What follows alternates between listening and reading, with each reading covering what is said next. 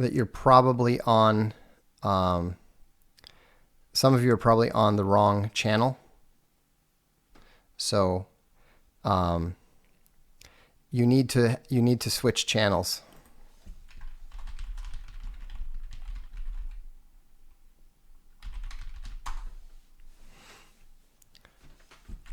So I'm running and I'm typing in a message to the folks on the wrong channel.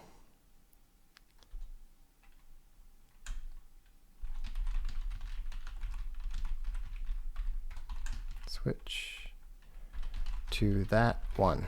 Okay. So do those of you who are on the correct channel, are you able to hear this properly now? Okay, good. All right, so I want to talk about a Game of Thrones, the battle for Winterfell. And it's really disappointing, even for those of us who have pretty much realized that a Game of Thrones had become very pedestrian. And so we're going to talk tonight about some of the problems with this. And just to give you a little bit of background, a number of you are saying, why do you care? Why are you paying attention? Why are you watching this stuff? And the answer is very simple. This is my first book in my epic fantasy series, Arts of Dark and Light. I'm working on the extended version of the second book, A Sea of Skulls, but combined with Summa Helvetica and other stories, the entire series is already longer than Lord of the Rings. And so what we're looking at and what we're trying to learn from how the George Martin novels got translated into film. And in the same way that I've tried to learn from the books in writing my own books, I am attempting to learn from the way HBO did the series and adapted the books for when we do that with my books. We're already talking to producers. There's already a number of production companies that are very, very interested in working with us. And so I need to learn how they did it so that I can see what works and what doesn't. And I've mentioned before that George Martin doesn't know anything whatsoever about medieval battle. The Battle of the Bastards, despite the fact that it was praised by a lot of people, the Battle of the Bastards was absolutely insane. It was absolutely ridiculous. The way that Jon Snow runs out to save his brother, and then somehow survives getting ridden over by a cavalry charge both ways, and the piling up of bodies, and the way they were surrounded, the way that enemy armies keep being able to approach a battlefield and nobody has any idea. All of these things are absolutely absurd, and they don't help the story. They don't make the story any better. Brent Harlow has a great comment. Jon Snow was Leroy Jenkins. Seriously, that was all he needed. That was the only thing that was missing from there.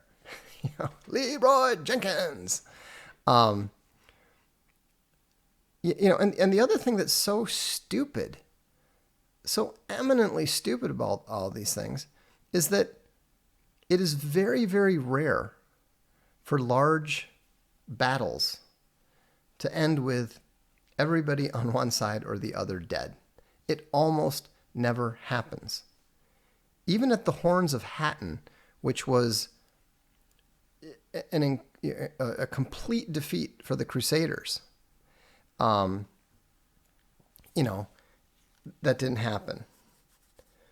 And Key Buckley says it was supposed to be like Cannae, except for the fact that it lacked every single element that was involved in Cannae.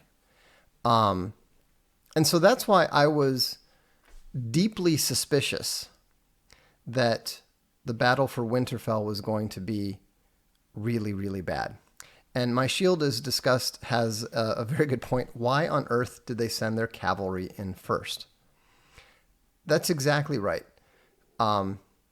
Cavalry is predominantly used for recon.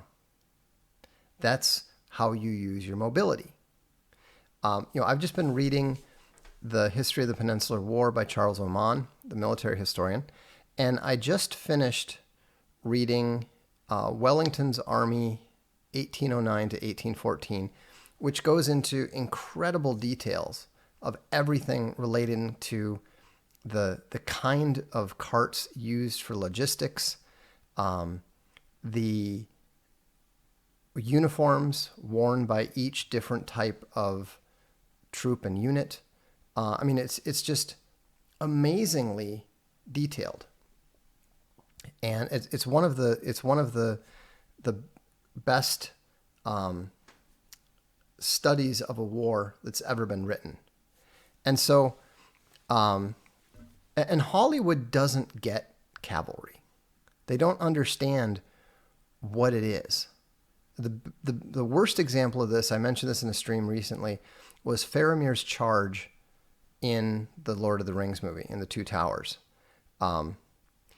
They actually had cavalry charging across a long open field, attacking archers in raised fortifications. That's absolutely and utterly ridiculous. Pop Burglar says, complaining about military battle accuracy in a show with dragons. They tried to make it entertaining, not a war manual. You're missing the point. You can do things, if you're using dragons, you can make things much more interesting.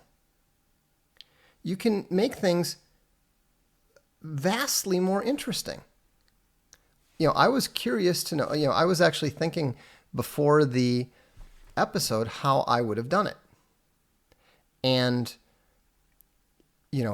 sieges, big castles like Winterfell are incredibly hard to take. And if you want to read a much more interesting take on the concept, I strongly suggest that you read A Sea of Skulls. If you don't want to read through all of the series to get to that point, you don't have to. If you just want to read about that and read about how something could be done, then check that out. They're not fighting undead, but they are fighting exceptionally strong, demonically infused werewolves, an army of them. And so,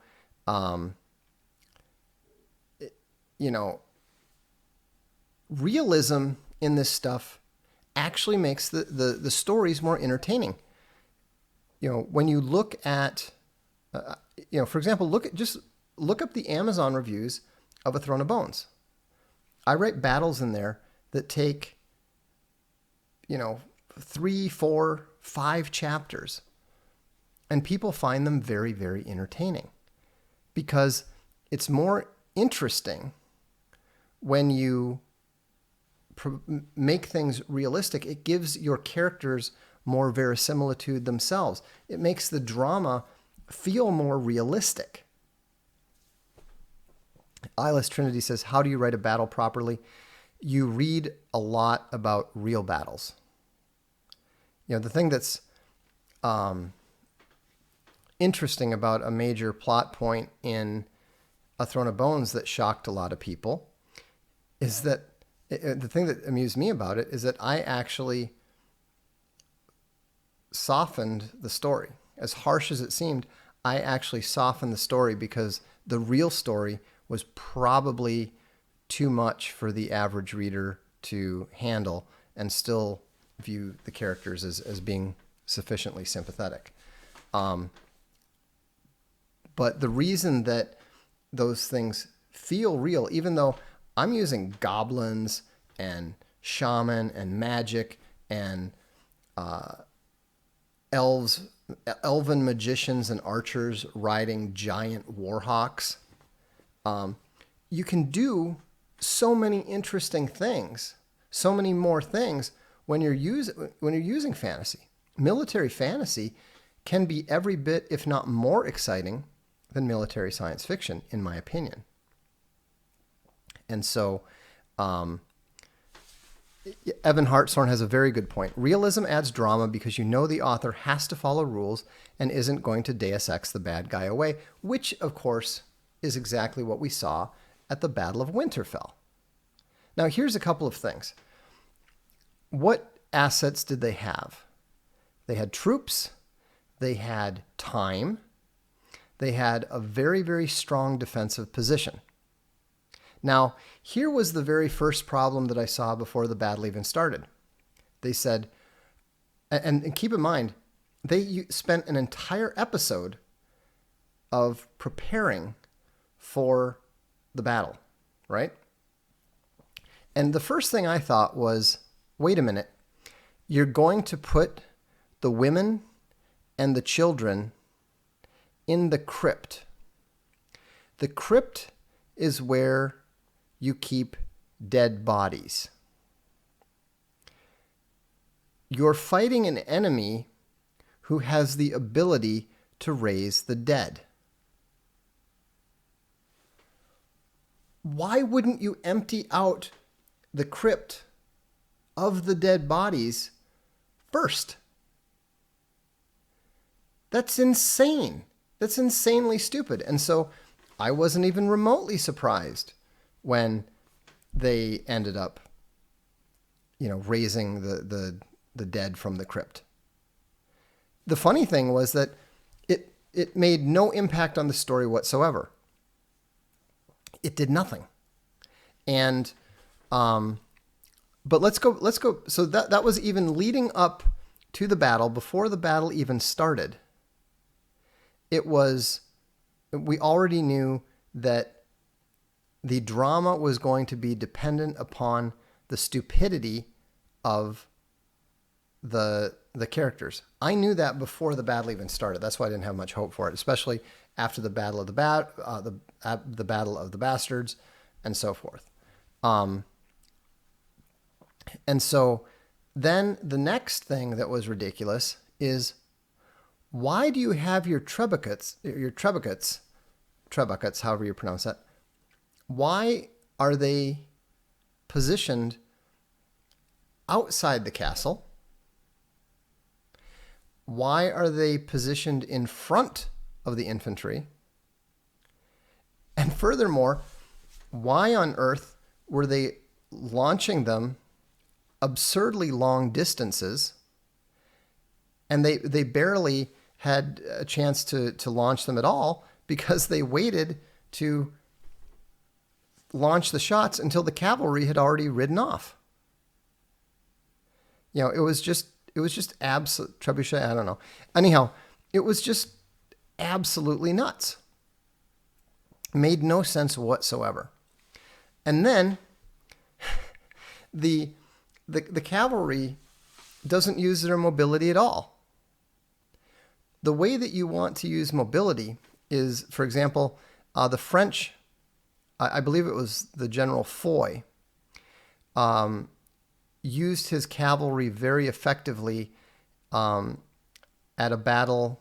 It was one of the few battles that Wellington actually took heavy casualties in a defensive position. What you do with cavalry is you use it to attack the flanks. You use it to attack the sides.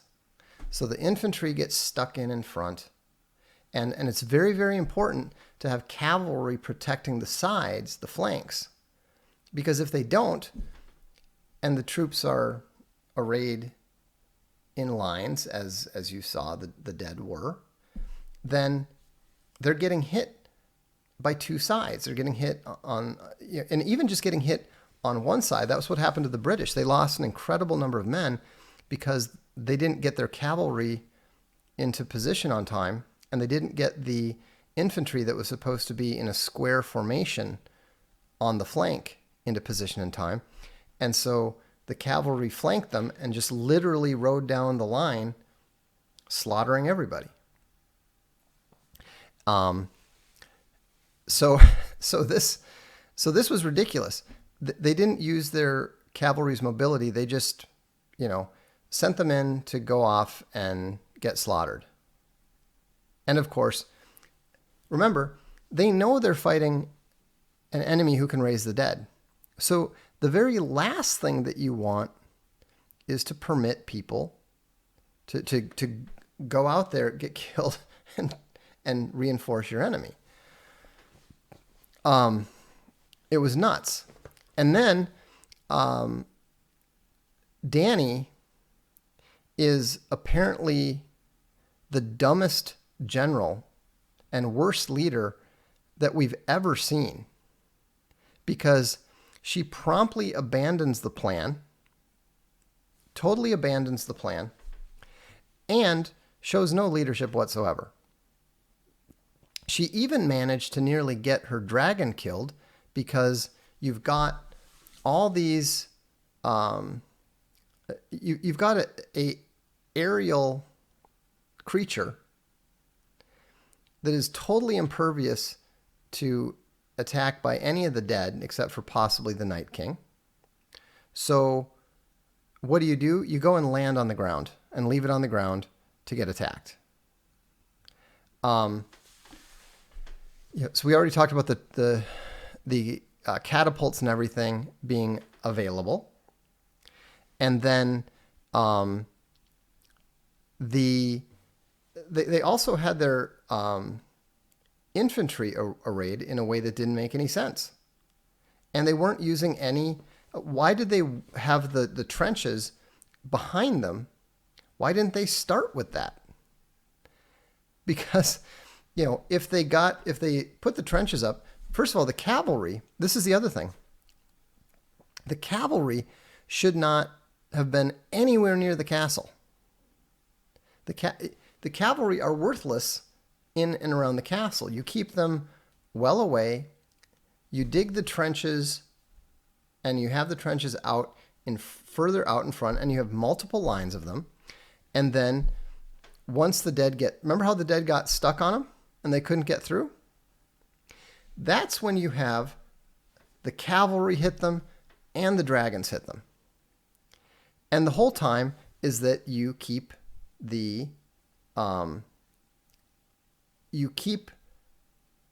away from the Night King. You keep your soldiers away from the Night King so they don't get transformed afterwards. Then after they get in through the castle very, very easily, which again was also ridiculous, they have all this time for preparations. They have a castle that's been taken before by surprise and so forth. They have no rocks. They have no boiling oil. They have no hot water. When they're all the dead are climbing up. I was watching it going, I wonder how they're going to explain how the dead get in. And the only way that really made sense was to have the dead dragon breach the walls. That could have been fine, but okay, yeah, I'm going to ban Brian M here. He's trying to derail. Adios. So I'm thinking, well, this is going to be a pretty ridiculous attempt at a siege, because they have no way to get in, except for the dragon has to attack. So then I was thinking, oh, okay, this is why they did the stupid thing with the crypts, because the Night King will just raise the dead in the crypts, and then they will, open the gates or something. or open some other way into the castle. But no, despite the fact that they have no escalades, they have no ladders or anything, they just decide that they can climb the walls, and the defenders have absolutely nothing to sweep them from the walls, even though every single siege that's ever taken place has always involved people pouring hot water, hot oil, rocks, whatever, to keep the walls swept clean. It was just nuts. And then, of course, we got to the part where then everyone's running around inside the castle. Apparently, the dead can't smell area or anything. I give them a little bit of credit for, at least, as dumb as it was, at least they properly set up Arya's attack on the Night King. They did set that up. But the newcomer says, why didn't the Night King just starve them out? Well, there's that too. The dead don't have to eat. All they have to do is just sit there, keep them penned up, and eventually they will die. Now, one thing I did enjoy, this is true. Matthew, you're absolutely right. Matthew says, Leningen versus the Ants is a better siege story, and it's about a farmer fighting ants. Oh, that story gave me the creeps when I was a kid. If you want to read a scary story, read Leningen and the Ants. It's an amazing story about a farmer trying to battle army ants. So, anyhow, I did now. So those are the stuff that was the stuff I didn't like. And this was funny. There's an article. I'm going to post it on the blog tomorrow. But there's a really good article written by somebody who's either some sort of army officer or is knows a bit about military tactics and so forth. Just totally ripping apart the Battle of Winterfell, but he's doing it using modern military lingo, so it's pretty funny. And then the whole dragon ambush thing. How come the two dragons are totally unable to deal with? They're getting jumped and surprised by the one dragon. I thought that was kind of lame. And also from the Night King's point of view, after Jon's dragon gets killed, which I think happened, it's not entirely clear, but it looked like it to me. The first thing he should have done was gone and raised that dragon. Then he's got two dragons. Now that's, so there's a lot to criticize. I mean, there's a lot more that I could also mention. Lady Sansa Stark and the Hand were the two most senior leaders. And where were they? They abandoned all the women and children and went and hid. Dany, what was Jon doing? Was Jon rallying the troops or anything? No, he was running around hiding from attacks. I mean, the guy is absolutely unsuited to be a king. In fairness, he wasn't raised to be one or anything, but there's no leadership, no discipline, no anything. And so I thought the whole thing was absolutely ludicrous. And then of course you have the SJW elements where the little Lyssa, the Baron Lyssa, the 12-year-old girl not only fights, but she's the only one who can kill the undead giant. Um, why didn't someone just shoot an arrow in its eye? You know, they they had it had plenty of arrows shot into it. It wasn't exactly a small target. Um, yeah, that was another good one. Dr. Britton says, "How can the ice dragon destroy walls, but not when Jon is hiding behind one?" Crazy. Oh, both dragons are alive. Okay, so the one dragon that went down didn't actually die. But what happened to what happened to the other dragon? Where did it go? You know, um, the actually, I did think it was funny when they talked about how if they were up, if Tyrion was up involved in the battle, maybe he would see something that everybody was missing. And you're like, dude, you're in a crypt with dead bodies, and the Night King can raise the dead. I genuinely thought that conversation was going to lead to that part, to lead to that realization. Like they're sitting there going, if we were out there, maybe we would see something that people are missing.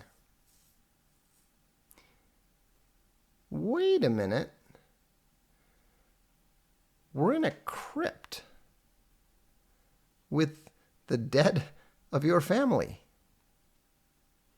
Yeah, I think that Space Bunny was a little bit annoyed because I may have made a crack that said, "Well, I always wanted to meet Great Grandpa, but not like this."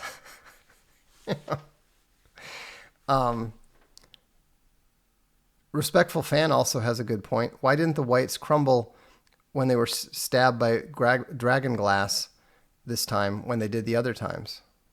Yeah. And the dead can dig through cement. Let's not forget that. Anyhow, it was just ludicrous.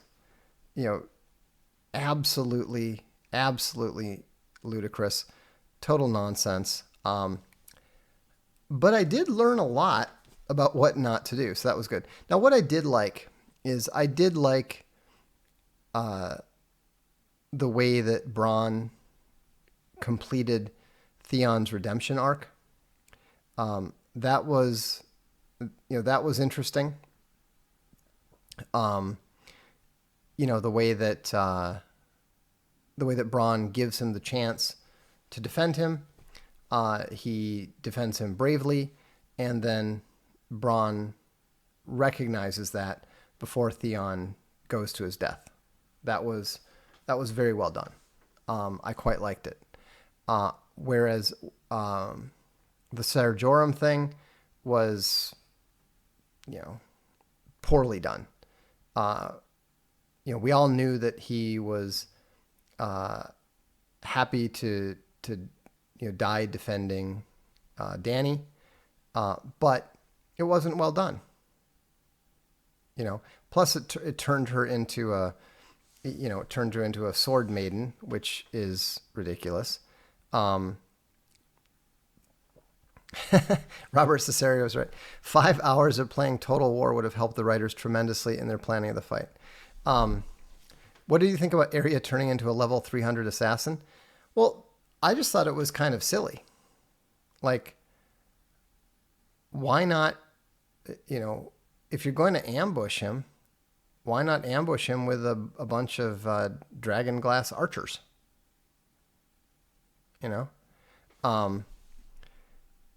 So anyhow, it's there's a couple decent aspects. The people were not completely and utterly incompetent, but the whole thing was just Jorah's death was well conceived in terms of the idea that he would die bravely defending Dany. That was good. I also liked Melisandre's death and the way that she, the way that she convinces the Onion Knight not to kill her, and the way that she then just goes and realizes that her burden is done, and so forth. But yeah, and the whole thing, turning it into something that was all about Arya, was, not terribly interesting. Also, Bronn, with his ability to see what's going on, maybe that would have helped tactically. It's just kind of nuts. So, not Gabe Baird says all they cared about this episode was to get great visual effects instead of a decent story and strategy. Well, that's right, but they didn't even get great visual effects. Everybody was complaining about how dark it was.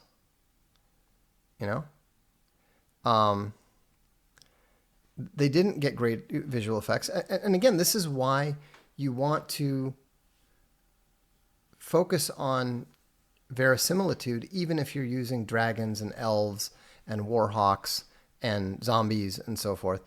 It will make the story better. Just saying, oh, it's fantasy, so, we don't care. We'll just, kill people off and bring them back. But then we'll try to fake the drama. I mean, the main problem is that when you abandon verisimilitude, you have to rely upon fake drama. And fake drama is not entertaining. Fake drama turns people off.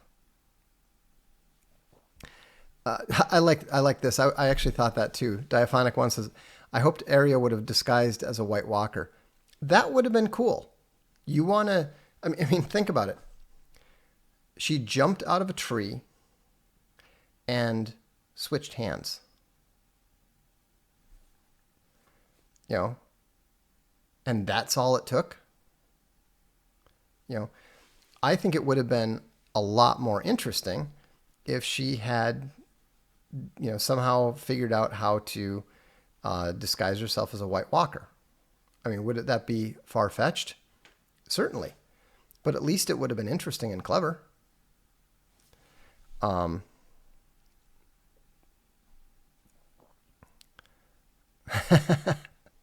Season 8 is about Arya getting laid and killing Trump. That's funny.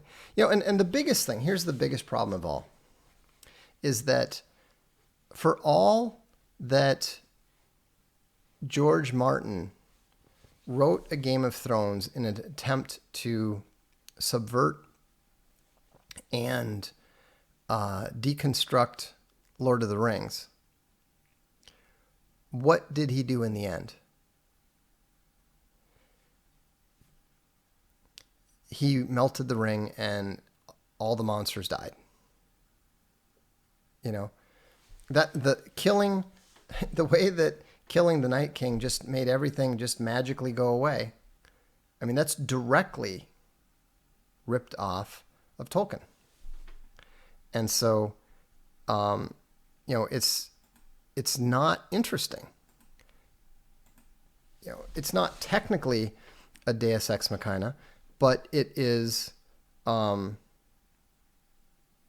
it is a lazy way out. You will never ever see that that happen in any of my books, and so it's just not interesting. John S. says, George Martin didn't finish his book. Yes, we know. This episode is ahead of the book. We all know that, dude. Yeah, and also, the whole crypt thing was ripped off from the Helm's Deep scenes, which were better.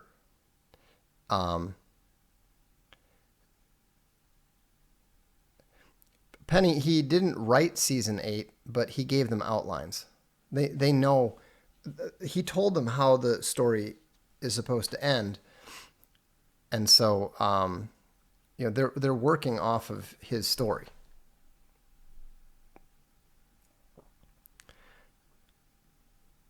Dr. Britton says it's almost like the White Walkers were always a subplot and the real story is the rise of Cersei.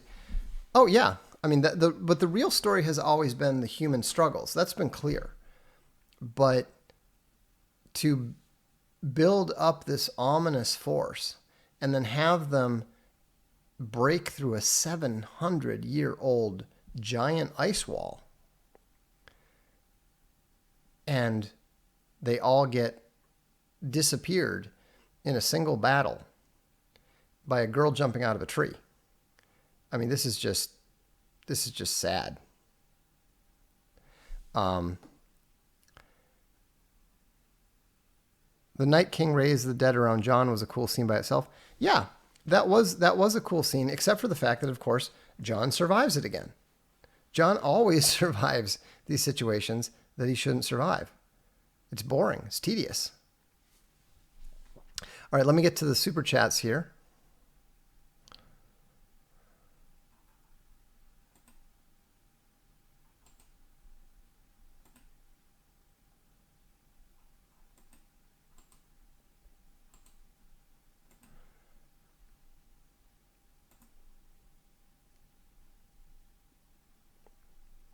Let's see here.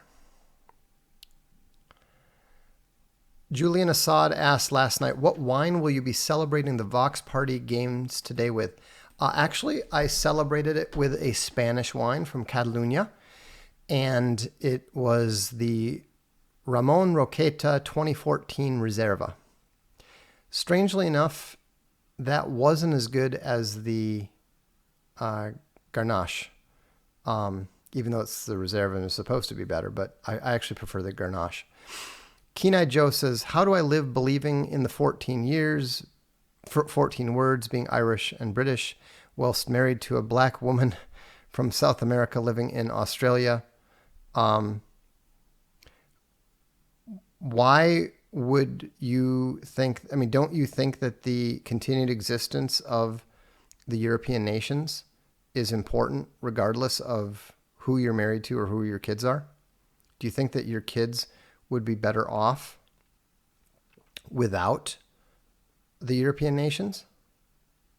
You know, you can support things that aren't you. You know, don't be that. I mean, how hopelessly narcissistic must you be to think that you need to be? I mean, come on. How do I deal with my children's identity being mixed?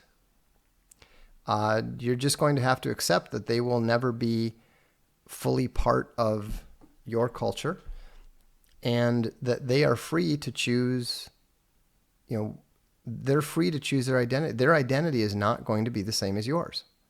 It's not. So you'll just have to accept that, because it's your job to protect them and help them regardless of whether you understand their choices or not. Brandon Johnson sends $1. Thank you. Harble says, how the SDL gets so much done. Secret cloning tech. Shh. McBrazzle says, I can't wait for A Sea of Skulls. I'm halfway through my second listen of A Throne of Bones. That'll take some time. Just so you know, A Throne of Bones is like a 31-hour audiobook. And Jeremy Daw, the reader, is great. Love it, Vox. You are the man. Thanks very much. Califragilistic Bear asks, kind of off topic today, but I'm wondering if you will ever do a stream on sociosexual hierarchy of women.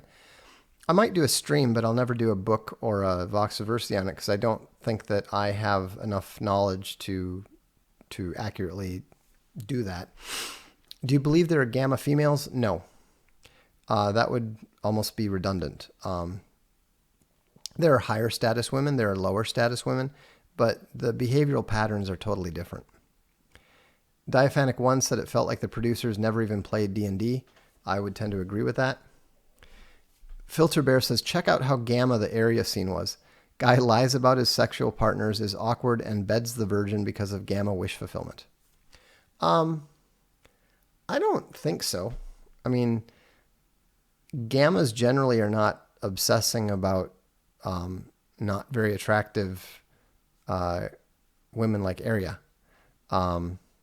So I'm skeptical. I don't see it that way myself. Mark says, Arya killing the Night King was SJW-esque. However, it was well done. See, I don't really agree with that. and I really don't like the consequences of his death. I'm still pissed we never really got to know the Night King's real intention.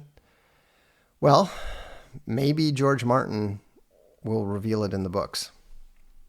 Frank Underwood said, just finished A Throne of Bones. It was very good. When do you think the extended edition of A Sea of Skulls will be done? It will be done this year. That's all I can say. Hi Vox, I could be wrong, but Alexander's head-on charge at the Sacred Band at Karanaya was a surprise because it was so nuts. No one is ever supposed to use cavalry like that, which is why it worked.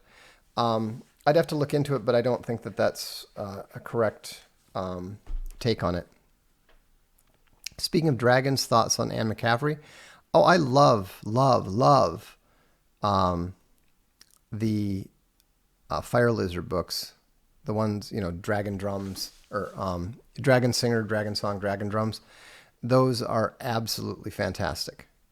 One of the times I cried when I was a kid was after I finished reading Dragon Drums, and I was looking outside the window, and I realized that I was never going to see a dragon fly in the sky. And I was like 10 at the time, I think. And so I would love to see, and I also quite liked the bend and wear stories, the stuff about, I think it was like Dragon Flight and stuff. They were a bit more adult, but they were really good. Not for everyone, but they were good too. The series went on way too long. I mean, it would have been best if she just stopped with the White Dragon, but they're great books, and I think they'll make great movies when Hollywood gets around to it, because now they obviously can do it. Matthew pointed out correctly that Lennon and the Ants is a better Siege story. Darth says, Vox, have you seen Cobra Kai? That's a good series, very entertaining. It succeeded in everything the Star Wars sequels failed, respecting the past. I haven't seen it, but everybody tells me it's good. A number of people have told me that we should see it because my dojo was essentially like Cobra Kai, even down to the black gi. Barry that follows Game of Thrones is the best thing on TV, in my humble opinion. I have no idea what you're talking about, but I'll take your word for it. And Sam Gem says, have $1. Thank you. Calm Onder says, hey Vox, I love your streams. Thanks. May I shill for a reading you inspired of the book you mentioned yesterday by Sir Charles Oman, my channel. Sure. Go ahead. Are you just, I don't know if you're just reading the book or if you're reviewing it or something, but I highly recommend Wellington's Army 1809 to 1814. It's on Gutenberg. You can download it for free. It's just a really excellent military history. Roland Tango says, thanks for doing streams. No need to read this. So you're welcome. Anamander Rake says, what do you think of Steven Eriksson's battles? Not much. He's actually better with his portrayals of life in the army and marches and that sort of thing. His actual battles don't make much sense, but then Eriksson's fantasy elements are so unusual that it's kind of hard to even understand some of the stuff that's going on. Obviously, The Black Company, those books are generally considered to be, the creme de la creme of military fantasy. But he actually, again, tends to shy away from the battles themselves and tends to focus more on the life of the company itself. But those are pretty good. Was it Cook? I want to say Glenn Cook. That's good stuff. Also, he's got this like fantasy detective series that's also quite good. It's not very well known, but they're pretty good.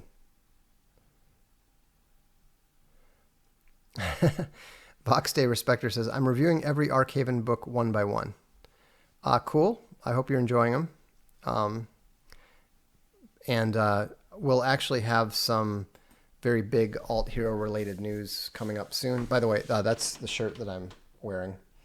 Some people asked about it. So it's one of the new alt hero Q shirts. Dr. Britton says, was the death of William Hope Hodgson at the age of 40 in World War I one of the biggest losses to 20th century literature? I don't think so. His Nightland is intriguing, but I'm not quite the aficionado that John C. Wright is. In fact, I think John C. Wright's Nightland, Awaken the Nightland, which we published, is much superior to the original Nightland that it was based on. But he definitely had a intriguing imagination, and it's definitely a pity that we didn't get more books from him. So I'll switch back to the regular comments now. Luke Battiston says, can women be great military history writers? Not that I've ever seen. I don't know of any. So I'm sorry I can't suggest any books that way. If you read A History of Strategy, I don't think that it mentions a single female writer.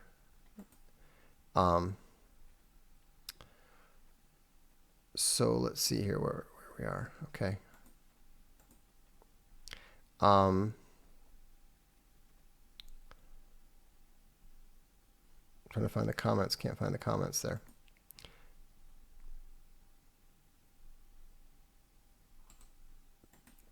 Let's see if we can go here and find it. And, oh, there we are. So, is there a shirt and book combo? No. Crypto Fashion sells the shirts. We might actually, we'd like to work it out. By the way, those of you who have bought Crypto Fashion shirts before, I'd encourage you to pray for the young founder. He's been in the intensive care unit for something like 2 weeks now, and so if you look on the blog, there's a little bit more about it. But it looks like he's going to pull through. We're definitely hoping he pulls through, but it's really kind of shocking. I mean, he's a young guy and just came out of nowhere. So obviously we've got some plans to start selling the Crypto Fashion stuff from the Archaven site, and then it'll be possible to do book shirt combos and so forth, but we can't right now. I've never read Carl Edward Wagner. E-Rock or Eddie Van Halen, definitely E-Rock. Oh, come on, Nightland is beautiful. Nightland is great, but he was saying, was he one of the greatest writers of the 20th century? No. Okay, I like the Earth Doctor here. Your view of my pick as best SF series, the Galactic Milieu trilogy. Actually, well, it depends. If you're talking about the Many Colored Land, if you're talking about that trilogy, yes. If you're talking about the one that's set in the Galactic Milieu, I don't like that as much.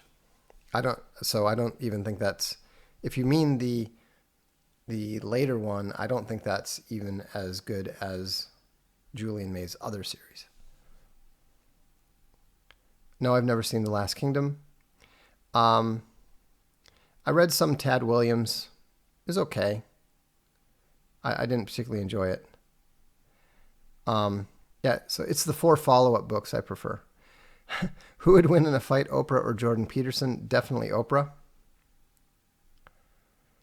Dave Matthews, yes or no? Don't care. Do you consider the Enlightenment as beginning with Descartes in the first half of the 17th century? No, I consider the Enlightenment beginning with the encyclopedists. G asks, hi Vox, can an Omega get out of the Omega phase if he sees the error in his ways and wishes to change and do better? No, seeing and wishing doesn't do anything. You're, well, I mean that would definitely move you into Gamma territory, if you think that seeing and wishing is equivalent to accomplishment. But Omegas can raise themselves out of their status, but the main thing that they have to learn is to start abiding by society's rules. Learn what the rules are, and then play by them. Little things like take a shower every day, comb your hair. Don't do weird, crazy stuff because you think you're going to impress somebody or because it's more efficient or whatever weird little thing you've got going in your head. Just look around and see how other people behave. Pay attention to what other people do and then do that. It's not that difficult. Hey, Vox, I can tell you're a Teen Wolf fan. No, I'm not. I've never seen it. Let's see.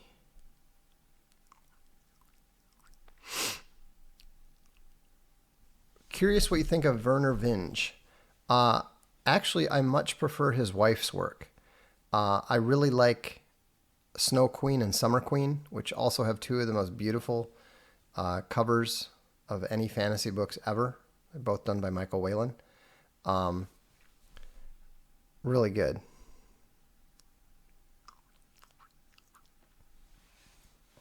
Would you be willing to post a picture of the books on your shelves?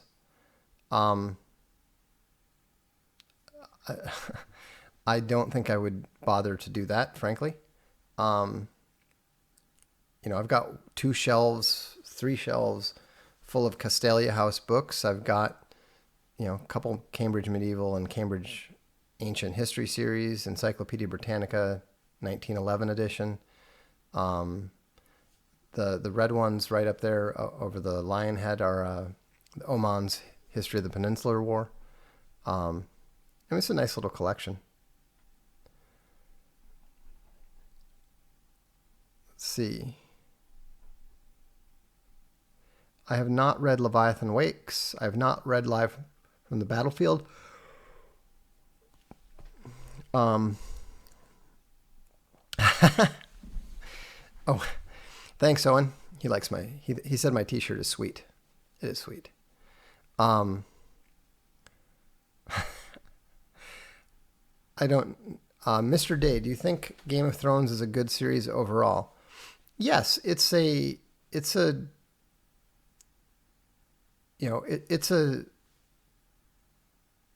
depending on how it ends, depending on how he writes it, it could end up being a 7 out of 10 series.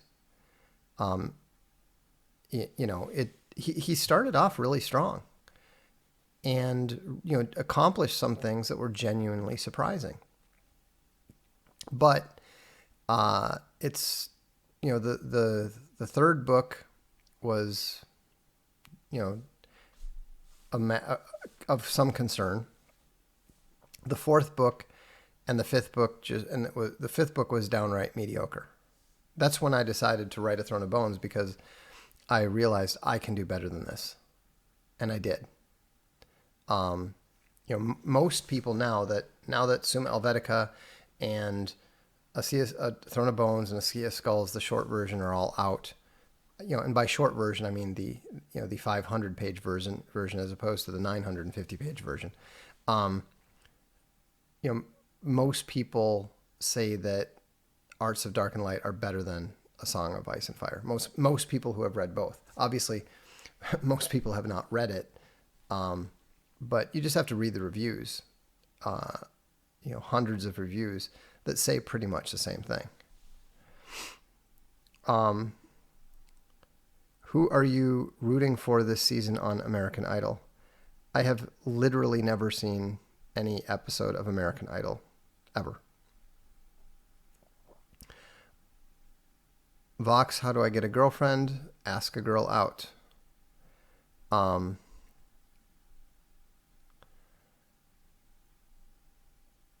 I don't have any thoughts on the Rogue Clone series. Oh, it's the fake Owen. Hey, as long as he likes a t-shirt, you know. How do you see the upcoming EU parliamentary elections? Do you see more collaboration with Salvini, Orban, and other nationalists? Yeah, the nationalists are going to do great. But the problem is that the European Parliament is basically a show parliament. Does watching Game of Thrones make you think you can't do an Arts of Dark and Light TV series until the books are finished? No, but I think it's going to be a long time before that happens.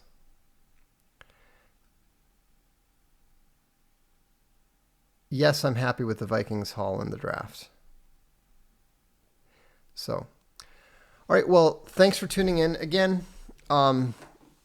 If you want to read military fantasy done right, I'd recommend that you take a look at A Throne of Bones, which is my own work. Another thing that is surprisingly good is the first of the 3 Dragonlance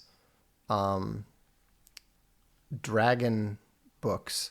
It's like a series of short stories. I don't remember the title of it, but there's 3 of them, and the first one is actually really good. It's just a very intelligent take on the military aspects of the various fantasy elements involved. Like, for example, I thought it was very clever how they have these like dragonkin or something. They're basically like mutated dragon eggs, which never really made sense because like if there's so many dragon eggs, how come there's not a lot more dragons? But anyhow, the point is that they were mutating them and basically turning them into the sort of like dragon orcs. And what was very clever is that they tended to die in different ways. Like the different variants died in different ways. And so what they would do is, they would make sure that they put on sentry the dragon orcs that exploded when they died, so that if someone snuck up and killed them, then they would hear. Because, if they used the kind that just turned to stone, nobody would hear. So anyhow, it was interesting. I'm not talking about the Dragonlance Chronicles. I'm talking about one of the follow-up books. It was like a series of short stories dealing with dragons. So anyhow, thanks very much for tuning in. Look forward to seeing you next time. This is the Darkstream. I'm